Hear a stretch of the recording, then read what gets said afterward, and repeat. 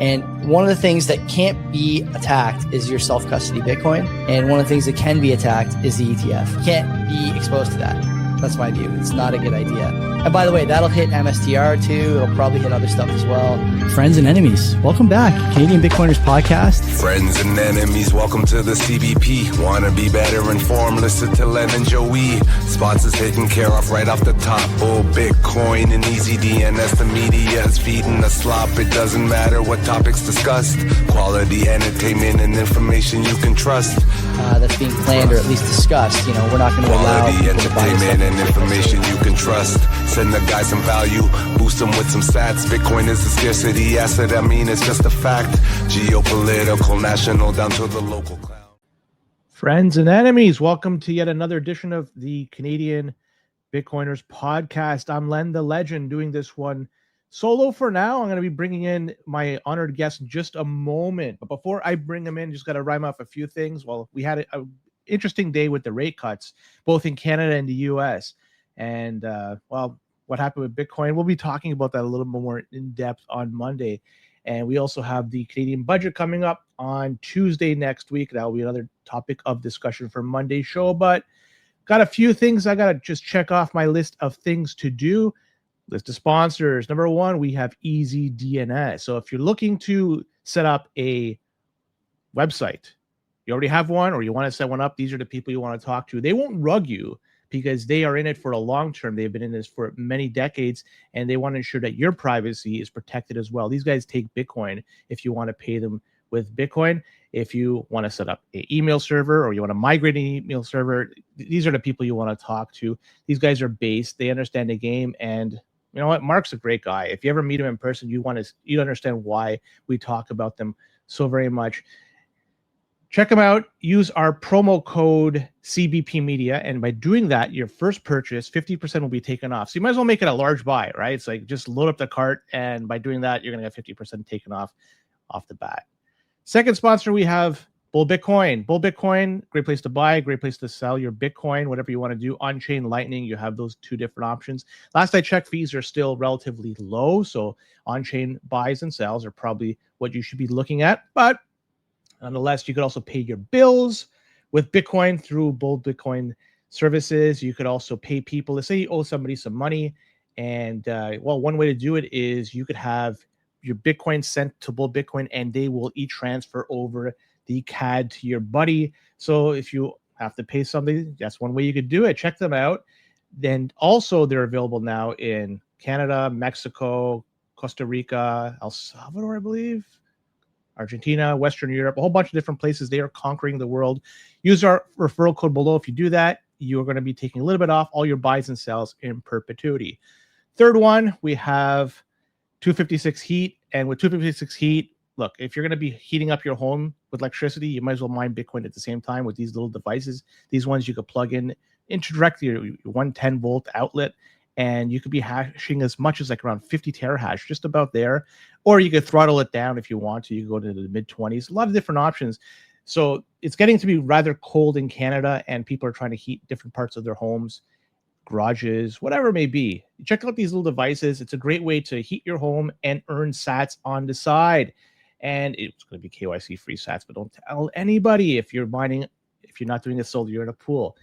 Check them out. And when you do make a buy with them, make sure you tell them that we sent you, CBP. All right. I think I could bring in Noam. He's here. Let's see if he's willing to talk right now, because I want to discuss with him what is going on in the world of Bitcoin, specifically with what's going on in this BIP 444 stuff. This is going to be a great topic. Hey, Len. There, buddy. I am here. How are you doing? I am loving it. I'm living it. It's a dream. It's a nightmare. I don't know what the heck it is, but it's both. You know, it is both dream and nightmare. I've reached a kind of existential point where, having talked to Luke extensively, like, I don't know if you know, and for those unfamiliar with me, I've been in the Knots camp for a little while now. I have some problems with core governance. I don't really like the way that the Lot True situation went down. I really don't like the way that the current security disclosures work. I mean, just the last week we had security disclosures, and it's like the beginning of the timeline reads 2021. It's like yeah, you maybe disclosed it immediately after patching it, but like when we could mitigate a problem with just a configuration change, just tell me about it. You know, don't make me wait 4 years being vulnerable. Anyways, so I've got my problems with core. I've been traditionally with knots for the last little while, and that has, I guess, changed for me in the last week. And I would just like to share with you, my thoughts on BIP 444, as well as how I guess I've kind of felt that despite supporting knots, despite donating to Luke, for example, in the past, I feel like I'm a little alienated from that community right now. I don't support BIP 444, and as a result, I'm not welcome in the knots community anymore. Before you go any further, maybe you could explain what the heck is BIP 444 for people who are unaware. So BIP 444 is an attempt to... Oh, my goodness. You're getting a lot of... Yeah, you're a busy dude. We have to bear with this. Sorry about that. No worries, brother. So BIP 444, what it's doing is, I'm going to try and present this from the perspective of people I disagree with, the knots camp, the people proposing this. So this BIP was proposed by an anonymous person that just popped on the scene. It is Luke Jr.'s brainchild. It proposes to combat CSAM, that's like child abuse material on chain, by reorging it, should it occur. So this is a proposal to, in maybe the worst case, reorg CSAM if it occurs on chain in larger op returns, as well as generally attempt to disincentivize arbitrary data on chain, is I think the goal, as well as, I guess, achieve some degree of legal compliance or safety. If you read the motivation sections of BIP 444, a lot of it focuses on fear of Bitcoin becoming illegal, or fear of moral and legal culpability for offensive material on chain. So that's kind of where it's coming from, and it's kind of, you can maybe see where the roots of that took their beginnings in the op return debate. Like there is a significant portion of this BIP that is about fighting spam, right? In spirit, at least. And so that's basically what that argument has now morphed into, is into this BIP, this proposal to both fight child pornography on chain as well as spam and shitcoins generally. I don't support it for a number of reasons. Primarily, I don't think that it is actually going to be effective in any way at fighting spam on chain. I don't appreciate that it's going to make some coins unspendable. Some of the things that they're doing to fight spam, for example, reducing the depth of taproot script trees. So tap leafs are like parts of taproot scripts that you execute to spend your coins. And one of the great things about Taproot is you only actually have to include the execution path, just the leafs you're executing. And so, like, we have structures where you can have huge, basically infinitely large scripts and constructs, because we don't need to put most of it on chain, right? And in order to prevent that data space from being abused, this BIP, and to my knowledge, there is nothing abusing that data space, but to potentially prevent that data space from being abused, this BIP puts a limit on the depth of those scripts, and that would actually make some current UTXOs unspendable. So some of the provisions in this are so restrictive that they actually prevent the spending of existing UTXOs. They confiscate coins, at least temporarily. In a way that I find very problematic. So that's one big problem with that. I have a huge problem with the fact that it deploys by reorg. So Luke Jr. has said that this thing could deploy as soon as tonight if the wrong block gets in the blockchain. He thinks that if, abusive child sexual material ends up on chain today, that we're going to reorg that block and everything that comes after it. And the double spending opportunities that presents are so dangerous to me. To me, this 100%, 100. You're right. I mean, double spend is an absolute, like, I just want to know, how can they go about this in terms of doing the reorg?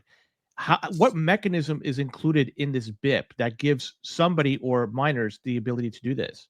So there are two activation methods in this BIP. One is through a user-activated soft fork a year out, assuming that no child abuse material appears on chain. The second way to activate this BIP is the reorg that I've just described. Basically, this BIP suggests that as soon as objectionable material is found on chain, it will be reorged, and the mechanic of doing so is simply miners. Miners apparently will be bat signaled by somebody who identifies this. I don't know if that's Luke. I don't know. It's not specified in the BIP, but miners are the suggested route by which we will reorg the chain.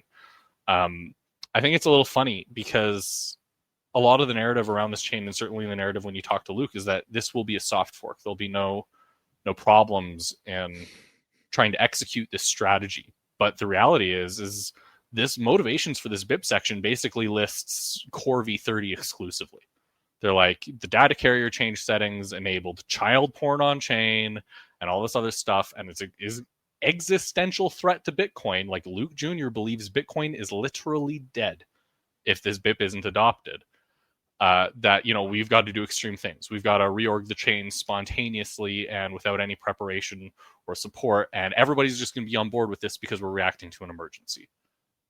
Is kind of how they're presenting it. But the reality is there is no emergency. It's a manufactured emergency. Like, we've had this kind of horrible objectionable material on chain for over a decade. There's no practical difference between whether that objectionable material is contiguous in its bytes, like say in one single op return, or if it's in multiple op returns and 83 byte snippets. All data that we interact with on our computers is cut up, whether it's in packets going over the network, whether it's on disk, whether it's in RAM. And even from there, like, we encrypt it. We have V2 relay. We encrypt our transportation. We encrypt on disk.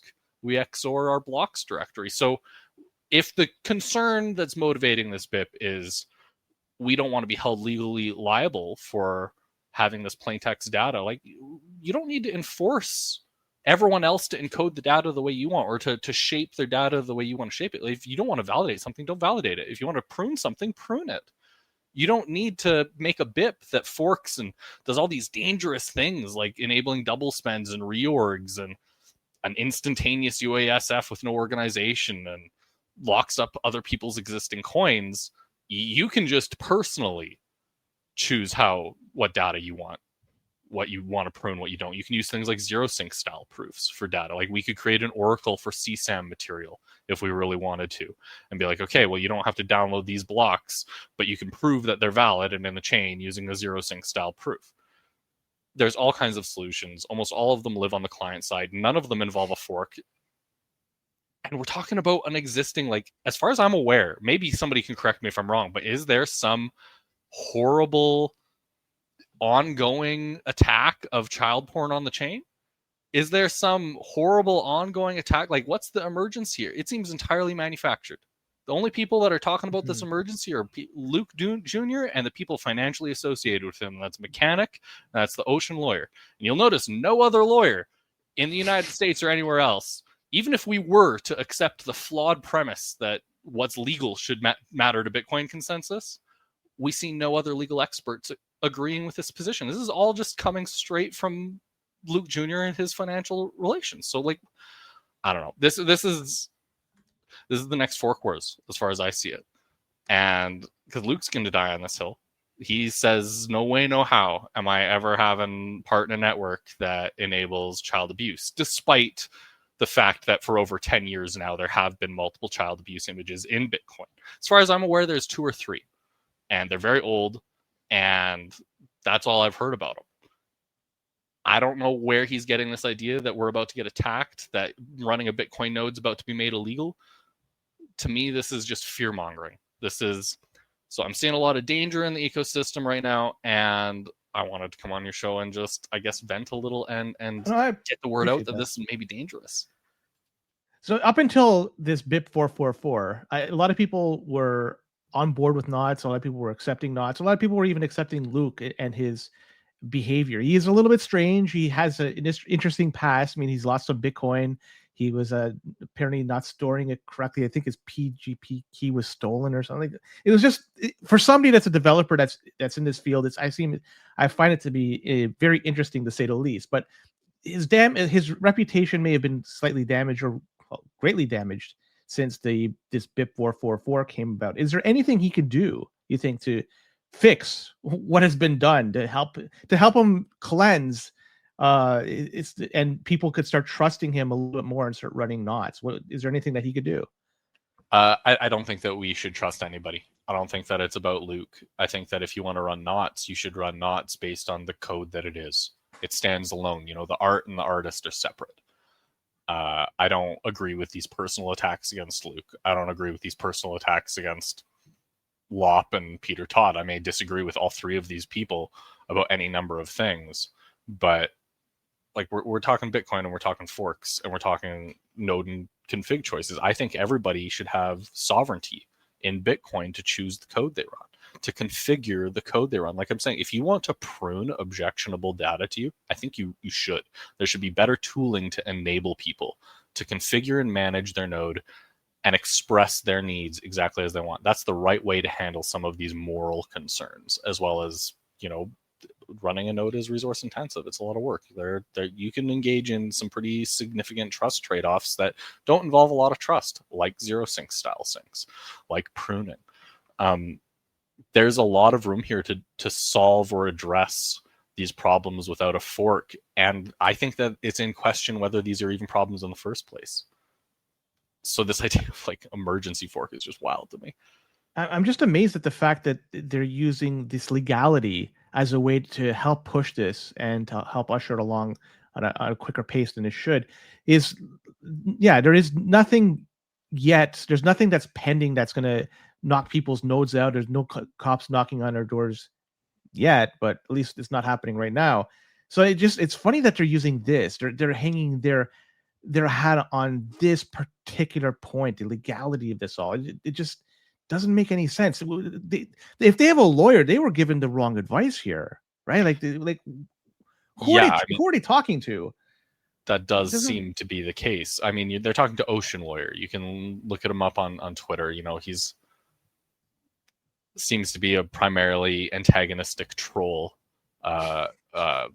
Maybe his views are framed by the fact that he's a trial lawyer and he just wants somebody to fight. I really don't know.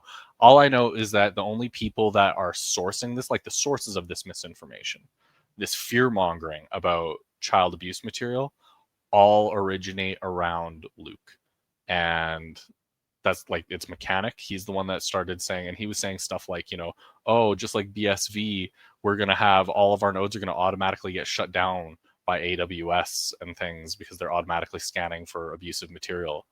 And obviously that's not true because, as I mentioned, we use things like V2 encrypted transport and we use things like we XOR the blocks directory on disk. So there's no, like a scan wouldn't see these things in the first place. But a lot of that fearmongering, that's where it's originated. And then people like Crater Simply Bitcoin, they picked it up.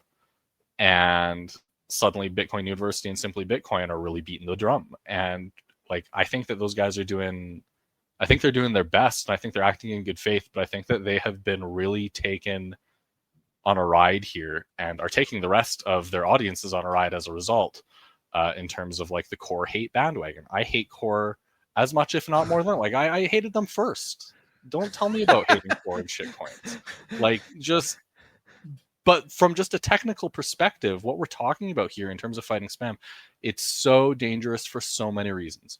Even if we had the perfect BIP, even if there was no reorg potential in a given BIP, which again, not really even possible, even if, I agreed with all of these things and we weren't confiscating people's coins with some of these details, I still wouldn't support this BIP because there's no emergency to react to.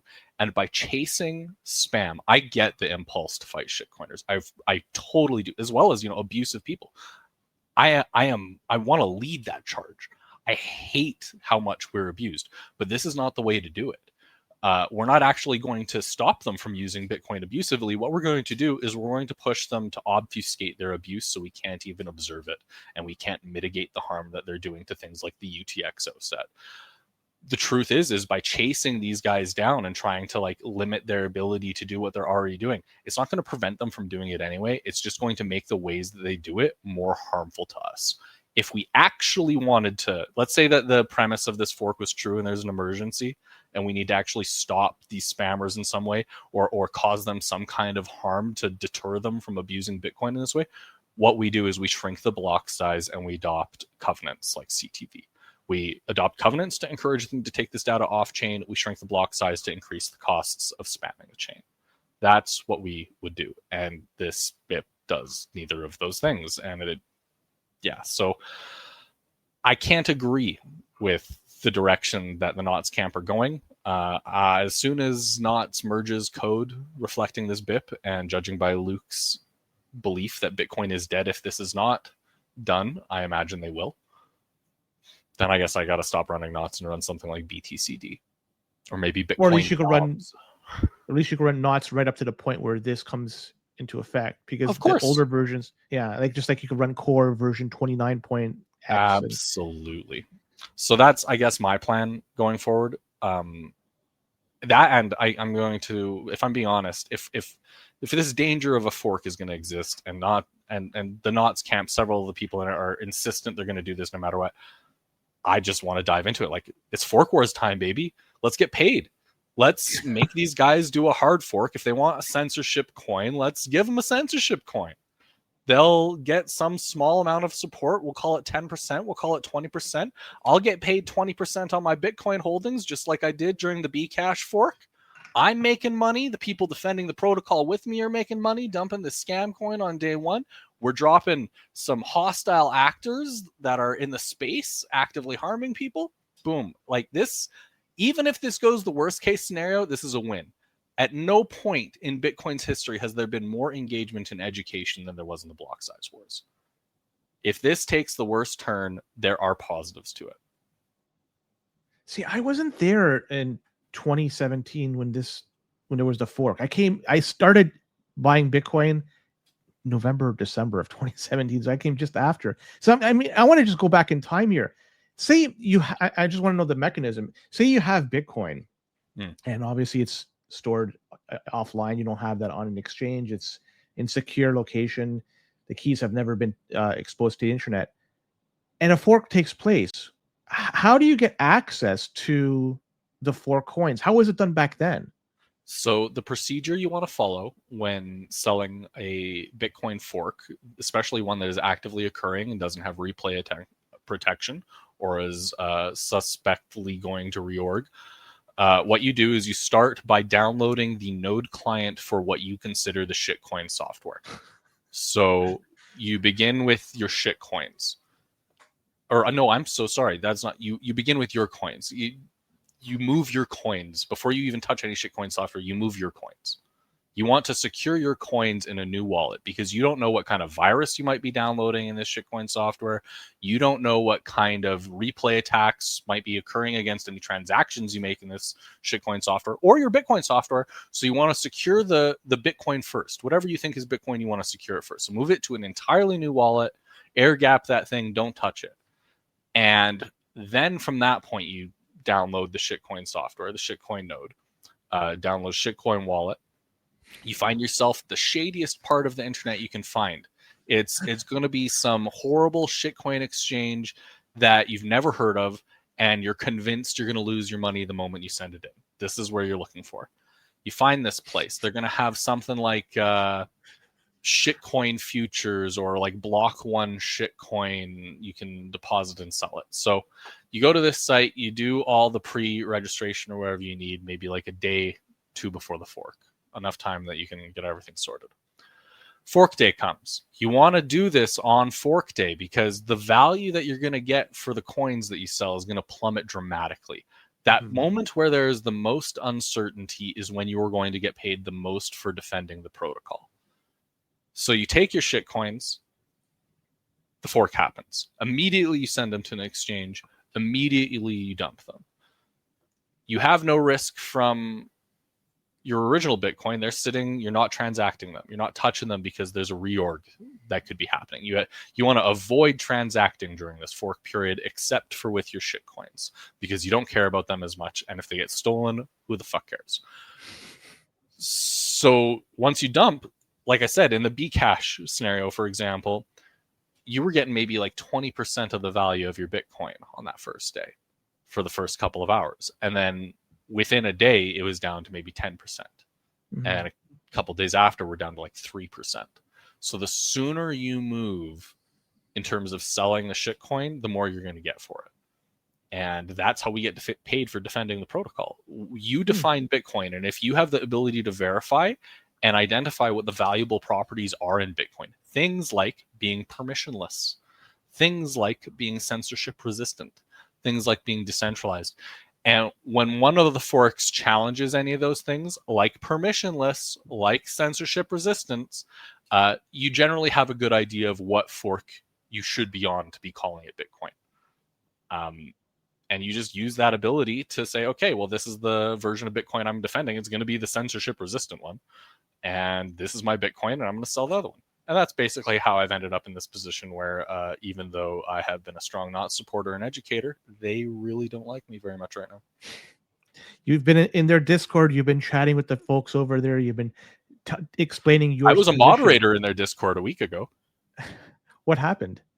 I told Luke that I wasn't going to support a fork with a reorg activation method, or I told him what I just told you.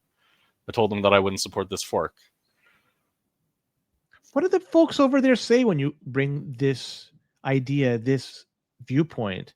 You're coming in with something which the people running knots is against what you're saying, but maybe the people that are in that environment, they may agree with you. So I'm curious to hear so this is splitting the NOTS camp. There's a lot of NOTS people that are, looking at this BIP and being like, no, I'm out.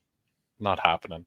But when I bring these concerns to the NOTS camp, or at least when I could before I was banned, they say things like, well, Luke says, literally a quote from Luke is, meh, Bitcoin is dead anyways if we don't. So it's like, even the BIP itself, it's somewhat humorous to see how self-acknowledging it is of how dangerous this proposal is. They're like, well, isn't it's like a FAQ as part of the BIP, and it's one of the questions is like, well, isn't reorging spontaneously dangerous? How is this going to work? It's like, yeah, it's super dangerous, but like, what else can we do? We have to do something. It's life or death for Bitcoin. And talking to some of the people there, they're like, well, if we lose, then Bitcoin's dead anyway, so it doesn't matter. There's a very almost Mike Hearn-ness to the situation. If I suppose you probably don't remember Mike Hearn. Mike Hearn was a Googler that left Bitcoin after making Bitcoin XT and campaigning for bigger blocks. And he was kind of one of the instigators of the block size wars in many ways.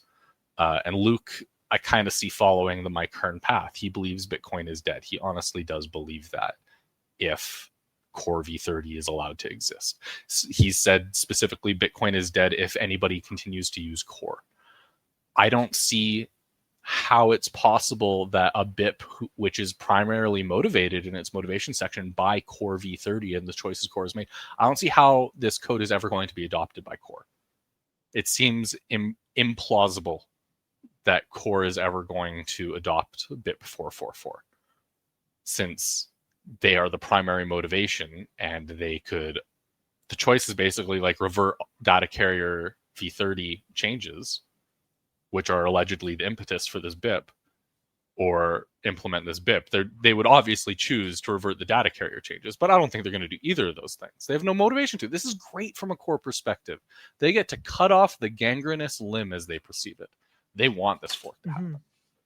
And that's really unfortunate, because a lot of the good work that I think that has been done over the last year in getting people away from Core and acknowledging some of these governance issues Core has, and the misinformation coming out of that camp, is, in my opinion, being sabotaged by Luke and his moral absolutism. And what do they say in regards to these arguments? They say that, well, there's a substantial difference between 60 or 83 bytes of child porn in 84. They say that by cutting it up conceptually, specifically at the op return level, they think that it gives them an obfuscation they can hide by. It's performative art for an attack they think will happen, but there is no evidence that has happened yet in terms of like a legal attack, like the ban Bitcoin. And they want to be able to say, no, you can't ban it for child porn because I had no idea it was child porn because it was cut up. It was cut up into different pieces, ignoring the fact that it's, as I said, cut up throughout its lifetime in being processed. And obviously, if you want to send somebody, if all it took was you processing on your hardware or software objectionable content, like why wouldn't I just be spamming objectionable content at your ports all the time? Like you've processed it, you're going to jail.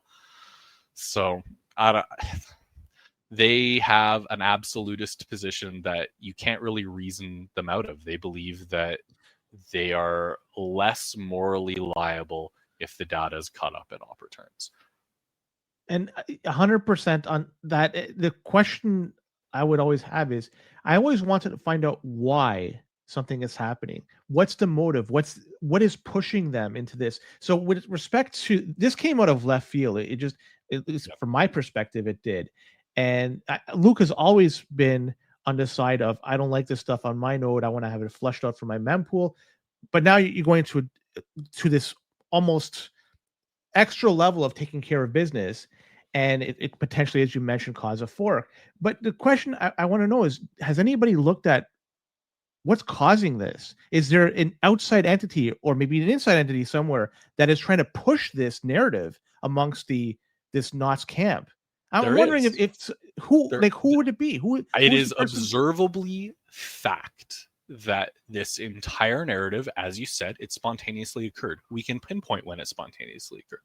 It spontaneously occurred through Mechanic, who is Ocean's spokesperson, through Ocean's lawyer, and Luke Jr., as well as Ocean itself and its social media relationships. And from there, Crater at Bitcoin University picked it up from Mechanic, and Simply Bitcoin picked it up from Mechanic and Crater as well. That is the scope of where this narrative has originated. Now, many people have since glommed onto the narrative. I mean, a lot of people are, I think, very rightfully passionate about abuse and want to stop abuse. I don't think that's a very controversial thing. But that emotionally charged argument has attracted people. Where it originated from is very easy to pinpoint. It originated from Luke and his financially related parties. And that's actually, saying that was what got me banned from the Knots server. Yeah. Okay, there you go. So because I portray it like it's fear mongering. It's dangerous fear mongering. There is no actual legal threat that anybody has like the legal communities in America, Canada, Australia, Europe, the UK, they haven't come together and said, oh, you know what we're going to do is we're proposing all this legislation where we're going to ban Bitcoin nodes because they're abusive.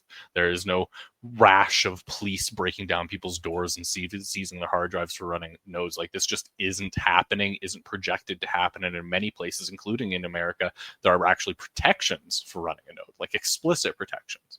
And this has been the case. Like, we've had this CSAM material on chain for over a decade. So, like, why now? Why so spontaneously? I don't know. But where is it coming from? It's coming from Luke Jr. In terms of the likelihood of this becoming a reality in any client, you mentioned it's hell is going to freeze over before Core adopts this. Yeah. But Knots, probably there's a percentage likelihood that they could adopt it. But if you had to say, like, yeah, it's more likely it's going to happen or more likely it's not going to happen, do you think cooler heads will prevail and Knots will say, no, we're not going to go ahead with this? Or do you think, based on what you see, Knots will adopt this and it will be essentially something people could run? What do you think about that? They insist to me publicly that they will run this no matter what, regardless of its support, regardless of the minority that they exist in. This is life or death for them. Thus, it doesn't matter how extreme the measures that they have to take are. I partially hope that that's a bargaining tactic on a game theoretical position, because the reality is anybody who follows such a fork with such a minority as Luke would insist you still fork with isn't running Bitcoin and is not secure and is in a very dangerous position. So anybody who he attracts, I think, is possibly hurting themselves quite a bit. I hope that this is a negotiating tactic to convince Core to revert the data carrier settings, because that's the only way this makes sense to me. There's no way, as I said, hell's going to freeze over, as you said, before Core adopts this BIP. Core is still the majority of nodes on the network. How are they going to possibly pull off a user-activated soft fork with an extreme minority of nodes on the network, and like we're going to get miners. Like as far as I'm aware, the only miners running knots are Ocean, and not even all of Ocean, because a lot of Ocean is using datum, and so outside of Ocean's control. So I don't know how they're possibly going to activate these things. So how does that reorg work then? If you're talking about the longest chain, that's the one we adopt, and there's only so few miners that would be running a version of knots, then wouldn't by default the longest chain be the not knots chain, and a reorg would never really take place? Yes, exactly. So it's very disingenuous when Luke and this anonymous BIP author say, this is going to be a soft fork. The reality is it's a soft fork that can be activated via reorg, which doesn't sound very soft at all. It may be a subset of the rules, but the entire reason a soft fork is valuable is it doesn't cause a fork. That's the soft part about it. If the entire design causes the fork, we've kind of lost any benefit that there ever was to calling it a soft fork. The way that I see it is Luke has positioned himself such that someone else has to now come along and say, this is stupid, we're not going to do it. We're going to actually hard fork away from any blocks that you make, even if you have a majority. He wants someone else to be the hard fork bad guy. He's trying to, I think he is setting himself up to find a villain who he can paint as being pro child abuse enabling and shitcoin enabling, and they're going to be the hard forkers. He's the soft forker that's saving Bitcoin. That's the narrative I think that's lining up in his head for how this is going to go. When Core doesn't adopt this BIP, he's going to have no choice but to go anyway, and he's going to assert that the miners are with him. Because how do you even measure support for a fork? Sybil nodes for UASF? You can't measure support for a UASF, and even a MASF, a miner activated soft fork, they can lie about what they're signaling. The potential for abuse in this is huge. So I don't know. If Core doesn't go in, he's going to go in anyway. There's no way around this soft fork becoming hard forky. It may be a subset of the rules, but it's going to cause forks. It's going to cause chain splits. It's going to cause reorgs. It's going to cause problems. And I'm here for it, and I'm getting paid. That's the plan. There's going to be a lot of disingenuous arguments moving forward. It reminds me of in politics when there is a bill introduced, and I'm going to just throw out a name, like the bill against beating your spouse. And included in that bill would be some funding to some organization that maybe not everybody agrees with. So if you don't vote against it, you're like, oh, then you are for beating your spouse. But in reality, there's more to it than just the name of the bill. There's stuff within that's buried in that bill that has actual substance that you may not agree with. That's why you voted against it. So when people are not going to run this version of knots, should it ever become a reality, people will say, oh, then you're for this type of CSAM, but in reality, there's more to it than meets the eye. I think they're going to hear a lot of disingenuous arguments, and I'm already fingers. hearing those arguments. I'm already seeing a lot of people being dismissed in that exact way, getting complaints from my peers that they're going to, like I said, this is fractured the knots camp. A lot of us were using knots, still are in many cases, but we've been very put off by this, and we won't be running any fork related code. I think there's going to be a split in knots. I think it's happening. And yeah, and you're going to have knots Bitcoin version, the one we have right now, and then the new knots, and that's it. It just seems like that's just the reality of all this. And I don't know if there's a way to stop this. It's just, unfortunately, they painted themselves into a corner. And even John is saying that knots lost because of this. Oh, I agree. And I'm very disappointed by that because, like I said, I've donated to this cause and I've done a lot of work because I felt that by having an implementation like knots that focused on user configurability and user sovereignty, we could really challenge the methodologies that Core has applied to doing things like forks. Like, we should UASF our forks. We shouldn't delegate that responsibility to miners where we can avoid it. Things like a better security policy. Even just, user configurability matters a lot.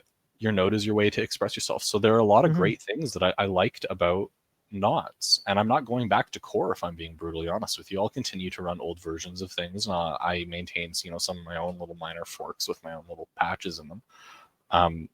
But I'm not running a fork. You can't pay me to fork. You can pay me to defend a fork. You can't pay me to fork. Has anybody talked about those unspendable UTXOs that would be A a little result bit. of all this? A little bit. What- So there are some examples in the GitHub discussion around this BIP that highlight specific UTXOs that will become unspendable if the taproot tree depth enforcements are imposed. Yep. And what sort of response would you? If somebody comes to me and says, moving forward, a portion of your Bitcoin, because if I was somebody that used a UTXO now is going to be unspendable, I would be pissed. The BIP author challenges the validity of those use cases. But it's a technical issue that you could prove it to be factual. Yeah, I mean, I can only guess the mind of an anonymous person whose only contribution so far has been this BIP and appeared out of nowhere and went out and exists seemingly as an avatar for Luke Jr. But that's what I was going to get at. Response. Is that the consensus, or that's what people are believing, that this may be him? No, I don't believe that. They're far too polite. I don't believe Luke Jr. has the patience to compose the responses that this person is. No, I think that they're just another adjacent person in the Knots camp. It seems like this is just coming at an interesting time, because Bitcoin seems to have had some stability for a number of years. I know we've had, ordinals not too long ago and shit like that, but there was no real threat like this that I've seen, at least since I've started using Bitcoin, and at least the last few years, definitely not. So it's just interesting that this came up all of a sudden. And I'm always wondering, maybe this was done externally. Maybe something like there was maybe an external actor out there that got in somebody's ear or is funding this shit and trying to get this just to stir the pots. That was me. I accidentally funded this shit. Sorry. Well, donated about 0.17 Bitcoin to Luke about. I don't want to know how much. So what's your course of action moving forward then? It's just simply not to upgrade and just so node wise, I'm not upgrading. Socially, I'm on the warpath. I am really excited, really excited for these new fork wars. There's going to be a lot of chaos, but if you have the ability to verify and know what's valuable about Bitcoin to you, fork wars are easy. Fork wars are really easy, and they pay you, and it's a lot of fun. There's a lot of stupid people. And like I said, everybody gets an education in a fork war. Everybody. It's fantastic seeing how the community matures during a fork war, to the point that 10 years later, you'll still be talking about it and reveling in the lessons you learned from it. That's going to be us 10 years from now, Len, talking about this fork. And that's good for the community. It's good for the user base, generally speaking. It's good for Bitcoin. And I think that we're at a point in time where if you want to morally censor the content that's going into Bitcoin, then I think that we've reached a parting of ways. We reached it over a decade ago, but if you've only just realized now, that's okay. Bitcoin isn't for everybody. Not everybody needs permissionless money. As I'm processing all this information, the one thing that I just dawned upon is those Bitcoin related ETFs. I know they're not Bitcoin, but the perspectives from, where I'm going out with this. This is actually one of my bigger concerns. So the ETFs themselves, they have terms of service that say they get to arbitrarily decide what is and is not Bitcoin. Yeah. And we've been long highlighting that this is an enormous risk, especially in the event of something like a fork. If there's a fork and there is, for example, a chain that is censoring Bitcoin under the auspices of stopping child pornography, that is something that may attract a business or a government. This could invite a government attack to put their fingers into Bitcoin and start trying to censor transactions and content. So if this goes forward, it's entirely possible that these ETFs are going to choose even a minority chain, even something that isn't being supported by a majority of nodes or the economic activity of nodes. They might select because that is what is in keeping with their legal and moral and corporate practices. Fighting this, like if they buy the narrative that they're actually fighting child porn, which they aren't. But if they buy that narrative, they could easily get on board with it, or even just use it as an excuse.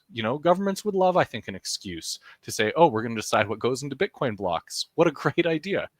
Let's do that. And if we don't like it, we'll just have them reorg it later.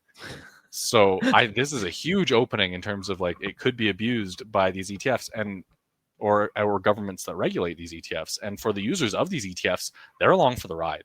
They have no voice whatsoever in what coin they get. In fact, they're definitely not going to get two. I can pretty much guarantee you that they're not going to get both of them. So this money that I'm talking about, the 20% that you could have potentially earned in the last block size wars on your Bitcoin, you aren't going to get because you aren't willing to hold your coins and defend yourself. So get out of the ETFs, buy Bitcoin instead of paper, put it in your own wallet, and hunker down, because the block size wars were nothing. We're getting into a new fork wars, and get an education right now, the hard way or the easy way. You get to pick. When I'm looking at this too, and you touched upon it, this almost gives validity to what Core has been doing. They've essentially won this round, this particular part of the fight. Then does it give them more fuel to the fire to even push their agenda a little further? Maybe the opportunity could be even larger. Oh, I hate it, but it absolutely does. Yeah, and there's nothing that really, because the majority of Bitcoiners right now run Core, and if you exclude knots in this, then it's just even a larger slice of the pie that they have. They essentially could run the show, and then that would be such a mistake on their part. I think that the right lesson for Core contributors and maintainers and sympathizers to take from this is that there is so much dissatisfaction with them that an extreme minority is willing to do this stupid shit.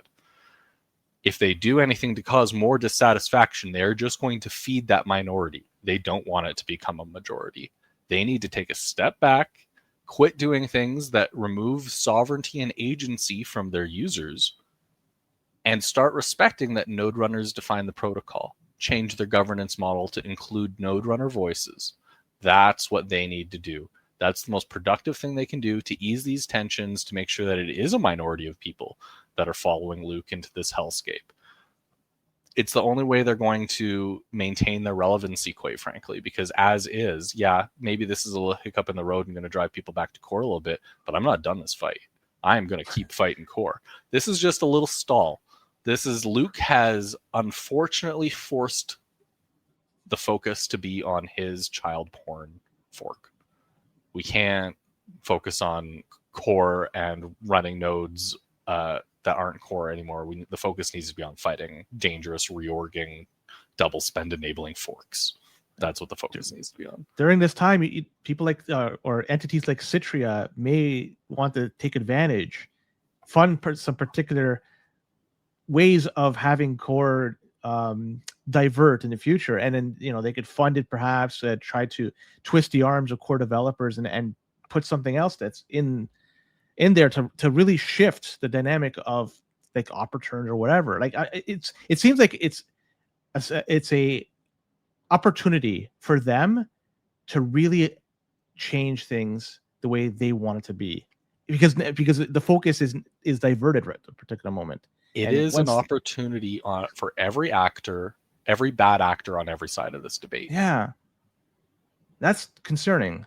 Very, to say the least. It's also something of a self-fulfilling prophecy. I find it really heinous, very morally objectionable and heinous that Luke and Mechanic and Crater and Nico have been pushing this narrative in a way that is almost definitely self-fulfilling. There hasn't been CSAM on Bitcoin in a decade. It's 2 or 3 images as far as I'm aware. They have created a context and situation where it is almost inevitable more will be put on chain, even if only to trigger Luke's fork. Yeah. Right? And who wouldn't want to do that? Make some double spends in the same block. This is so easy. If he's going to fork as soon as you put content he doesn't like in the chain, package up that content on chain, make a whole bunch of very big transactions to the exchange you hate the most. He'll fork. you'll double spend against the exchange. You'll sell the fork coins. You get to double dip. You get paid twice.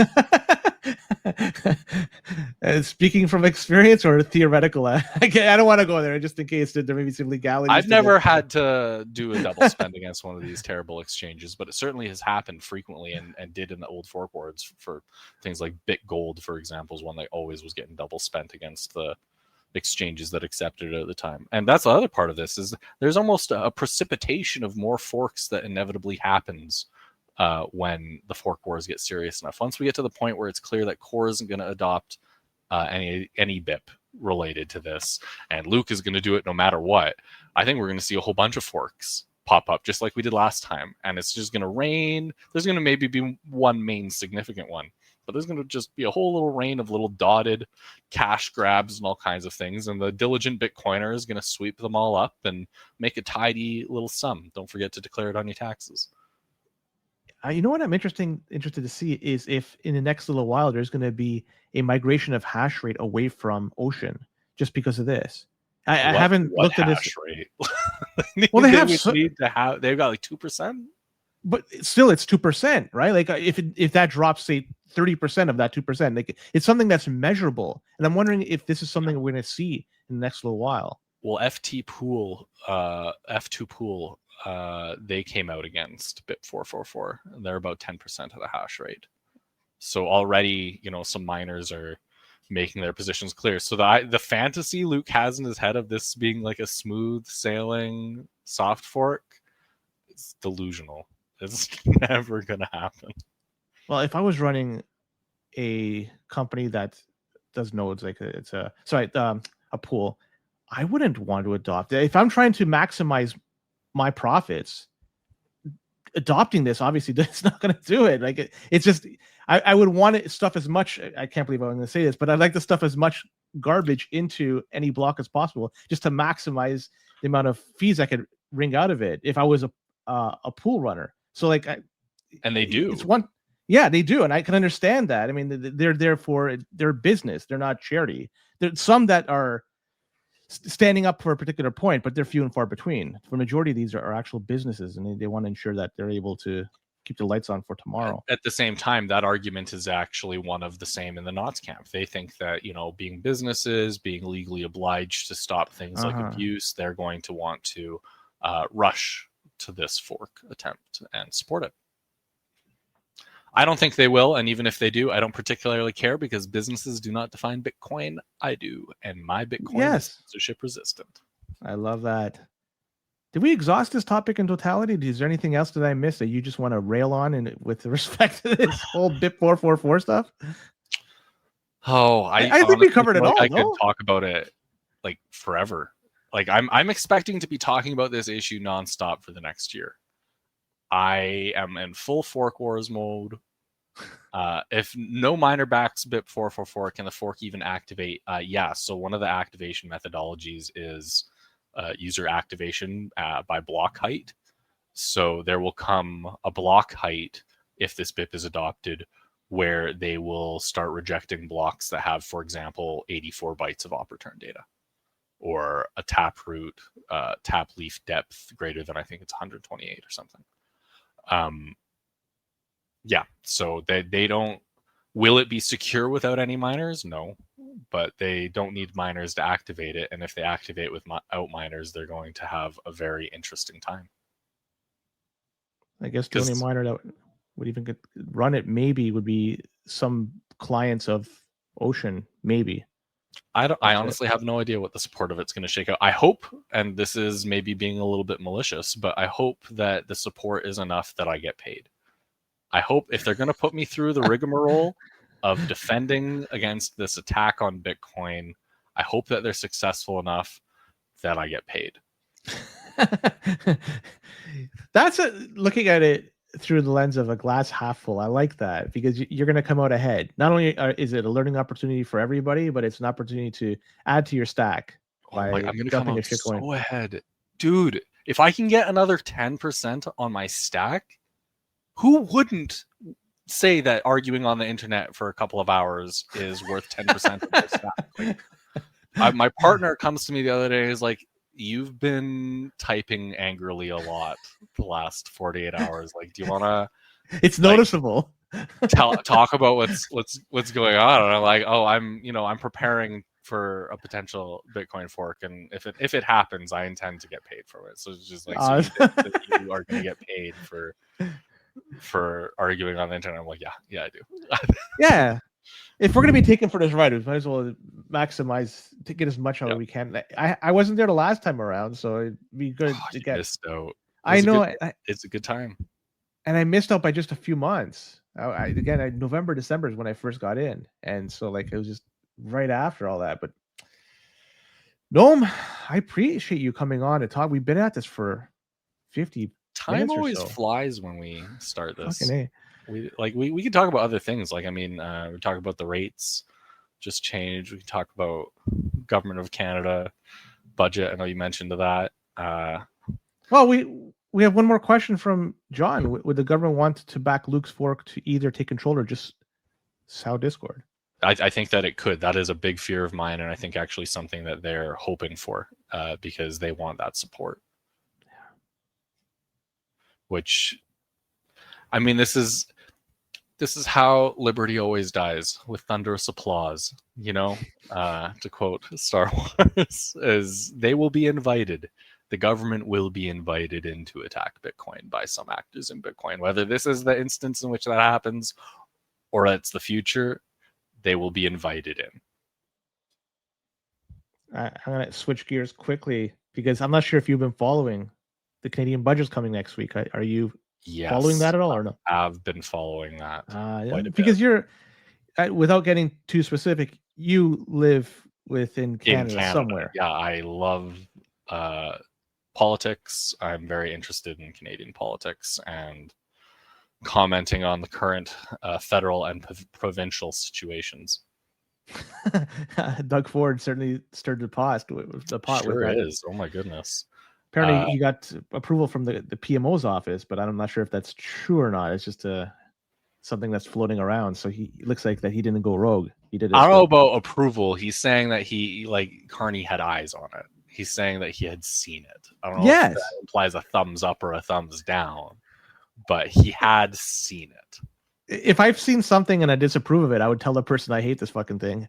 None of Carney's business. It's the province. I know that Carney wants to be like, the Fed, the buck stops at the Fed for international trade negotiations, but that's very clearly not true. As you see, every province right now put out, like Ebby and BC is just putting out ads right now as well. Ford's taking out ads. Mo is applauding Ford.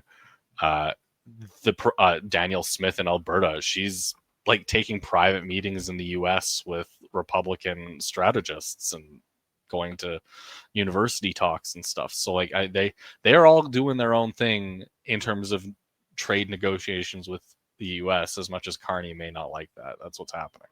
Yeah, I have a lot of different players trying to improve their constituents' lives, but you're gonna take a little bit of heat here. It says, but like no one likes to pay taxes. I know that you're an advocate of. I am. Yeah. So I like taxes. I don't like this new budget at all. I'll be honest. I'm not a Carney fan in the least.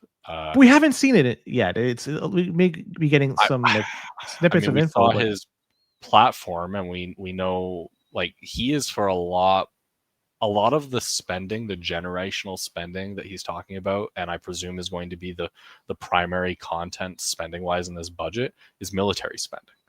And it's about expanding the North and the Arctic and getting presence there. It's about updating equipment and practices, and it's an investment that I would like to see done very differently. I don't agree with the actual practice.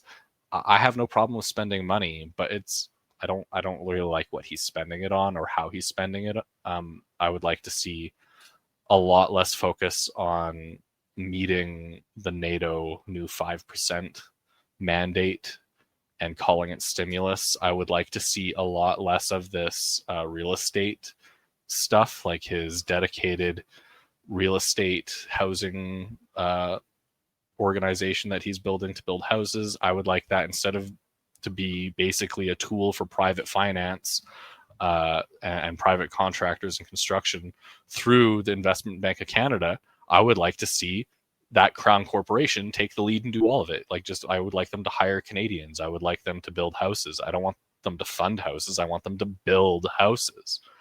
Because I see these, housing contractors across Canada basically lining their pocketbooks. They basically run, it seems, every municipal election in Canada, these contractors. Mm-hmm. That's part of how we ended up in this real estate crisis in the first place.